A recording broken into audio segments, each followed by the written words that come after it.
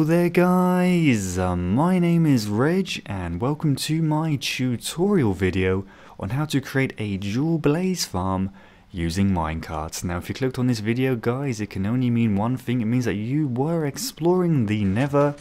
You then discovered a Nether fortress and within it contains 2 blaze spawners within range and allowing you to finally create that oh so perfect dual blaze farm and receive all the goodies that come with it. I'm talking blaze rods, XP.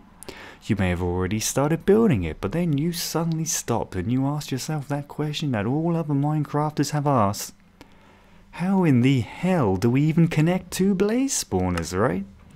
And if you ask yourself that question guys, then this video is for you. I have scoured the internet. I'm talking the Minecraft forums, YouTube.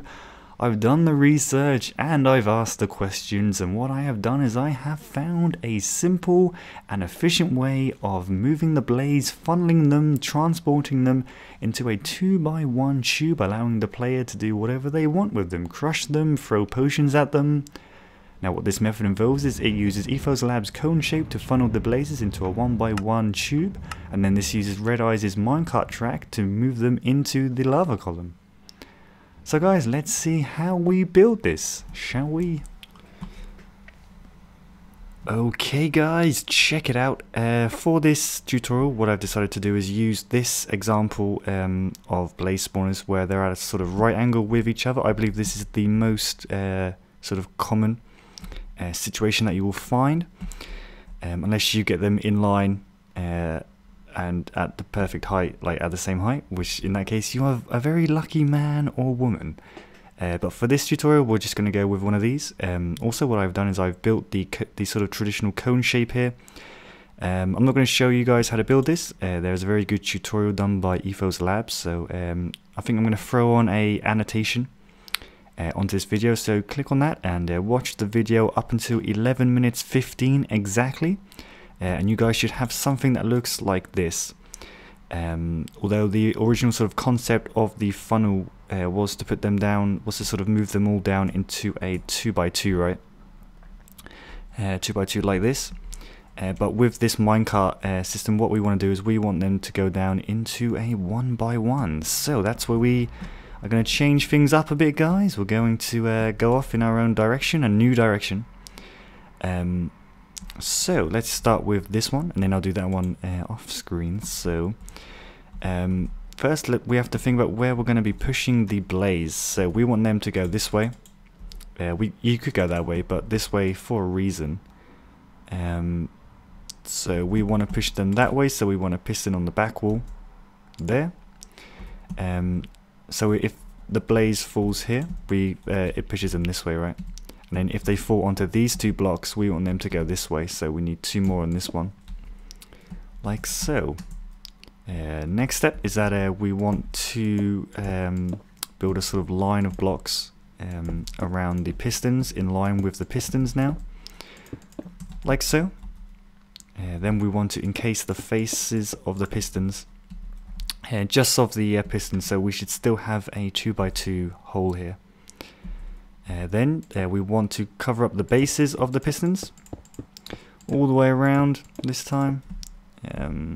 Yep, even there as well. Perfect.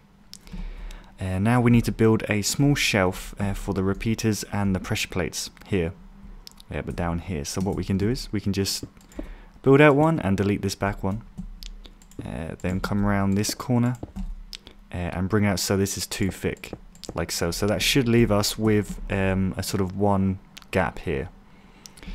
But what we need to do next, we can fill in these 2 blocks. The reason why we're filling in this one is because there is no piston back here, right? So we can just fill that in. Let me change this. Bam! There we go, like so. So we need some repeaters down here. You know how this works, and like so. So now we can troubleshoot that. You guys can sort of see where I'm going with this, right? Perfect. There we go. So we can make it look a bit more pretty. You can see how this side is flush with this side, and if you are a perfectionist like myself, just make it look balanced on either side there. So let's bring this side out as well, I guess. Like so. Next up we need a sort of tube, so the blaze will be falling down into this hole right here. I'm sort of quite biased towards using glass for tubes, for, you know, sort of any sort of mob system. Like so, and then throw a half slab there, guys, as one, so the blaze can't escape, and two, because this is where the minecart track is going to go, so we don't want them to cause any suffocation damage when they come out. Okay, and that's basically it for the funnel system. So now I'm just going to do this on this one, and then we shall begin with the minecart track and the lava tube. Okay guys, check it out. So I have built the additional funnel system onto the second spawner now. So now when both of the blaze spawn in their respective spawners, they will all be funneled down into these two 1x1 tubes here, so we can then move them pretty easy using the minecarts. Not only that, but I've also built a platform between both spawners. This is for the player to stand on, and this is where hopefully the minecarts will allow us to move the blaze there. So I'm hoping that we can move them to around here. So we can just simply stand here and watch the blaze be transported. Now then, so let's get on then and let's see how the minecart system works. I originally saw this minecart system on a YouTube channel called Queen King Happy. He is a player that plays on the Hermitcraft Minecraft server. I believe he made this system with another player called Red Eyes, who is quite well known in the YouTube community. I'm pretty sure you guys have heard of him. If you haven't, check him out. He's pretty cool, one of my favorites. However, they didn't make a tutorial for it, so you know, I thought it was a really efficient way of moving blaze that didn't involve a lot of redstone, which of course means less lag. So yeah, let's try and build this here. So these two sponge blocks here represent where the tube will begin. So yeah, let's do this. Dispensers, normal dispensers, right here. Then what we want, actually that has to be a rail, because we're going to make a turn here, like so. Okay, something like that. Now guys, something to note actually before we begin building this is that I'm currently facing east. You can only have the tube so it's facing either east or west, okay, not north or south. The reason for this is because we need two tracks, right, like sort of parallel with one another, like so. But if we do it this way, they actually connect up, and we don't want that, because both sort of tracks come at like this angle. So this is a no-no. This one is a yes.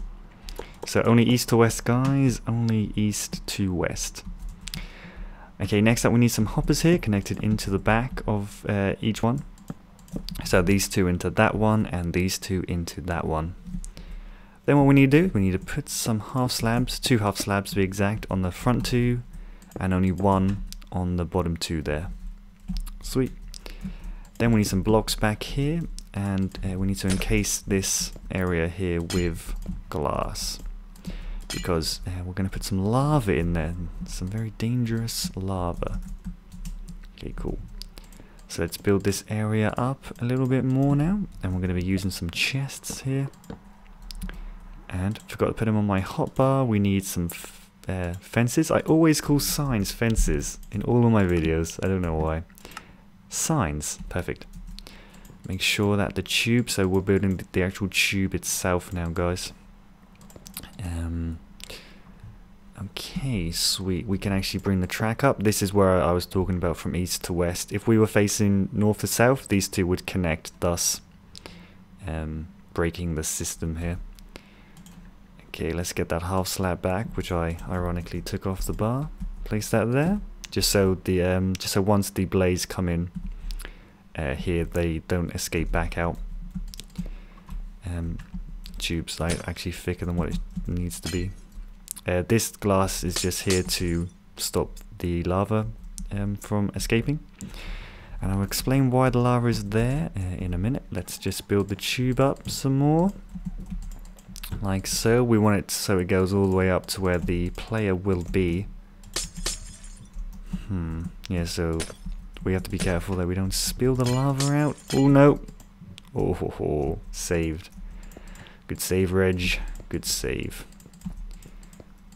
Okay, so let's just build this bad boy up. Almost there, guys. Almost there. Bam! Is that... Oh, perfect. That's exactly where we wanted it. Exactly where we wanted it. So, here we go.